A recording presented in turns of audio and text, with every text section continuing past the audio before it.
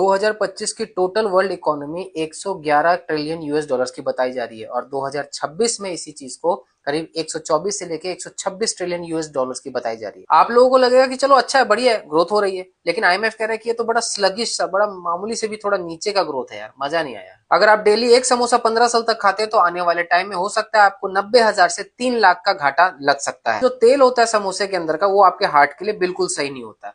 तो अगर 15 साल तक आप एक समोसा भी मिनिमम खाते हैं तो आपके वेन के अंदर प्लाक जम जाती है, मतलब एक तरीके का ठोस पदार्थ जम जाता है, जिससे आपकी वेन में ब्लड फ्लो बहुत कम हो जाती है, हार्ट अटैक आने का चांसेस बढ़ जाता है।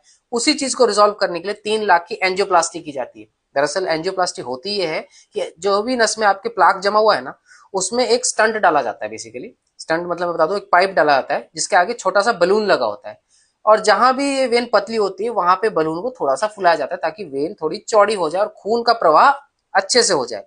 और बाद में एक स्टंट डाला जाता है, मेटल का होता है वो। स्टंट डालते ही बलून को वापस पिचका दिया जाता है और वेन वापस अपने उसी स्टंट के पोजीशन पे रहती है। बहुत महंगा प्रोसीजर, इसीलिए समोसा और अनहाइजेनिक चीज, इसमें गंदा मंदा तेल होता है ना, आज से बंद कर दो। कनाडा में माइनिंग चल रही थी, उसी दौरान खुदाई में मिला 110 मिलियन साल पुराना एक डायनासोर का फॉसिल, जो बिल्कुल एकदम ऐसा लग रहा है कि अभी के अभी रियल है और उठ खड़ा होगा। लिटरली इसके स्किन तक प्रिजर्व है और कहा जा रहा है कि इसके इंटेस्टाइन और इसने जो लास्ट खुराक खाई थी वो भी अभी तक कहीं सड़ा गला और चिपका हुआ मिला हुआ स्किन से। अगर आप लोगों को इस डायनासोर के फॉसिल को देखना है तो कनाडा में जाना पड़ेगा, रॉयल टेरल अल्बर्टा म्यूजियम में। और फिलहाल पैलेंटोलॉजिस्ट, मतलब कि वो लोग, साइंटिस्ट लोग जो कि डायनासोर के फॉसिल्स को पढ़ते हैं, वो लोग इसको और स्टडी कर रहे हैं। ये डायनासोर घास फूस यानी कि हर्बीवोरस बताया जा रहा है। कई फॉरेनर्स इंडिया आते हैं और इंडियन रेलवेज में ट्रेवल करते हैं और अपना रिव्यू देते हैं। कई लोग बुरा भी बोलते हैं और कुछ लोग अच्छा ही बोलते हैं, ज्यादातर लोग तो बुरा ही बोलते हैं। लेकिन एक स्कॉटिश कंटेंट क्रिएटर है जिनका चैनल का नाम है ह्यूग्स व्यू, उन्होंने इंडियन रेलवेज को जापानीज रेलवे से ज्यादा अच्छा बताया in terms of services and quality के मामले में।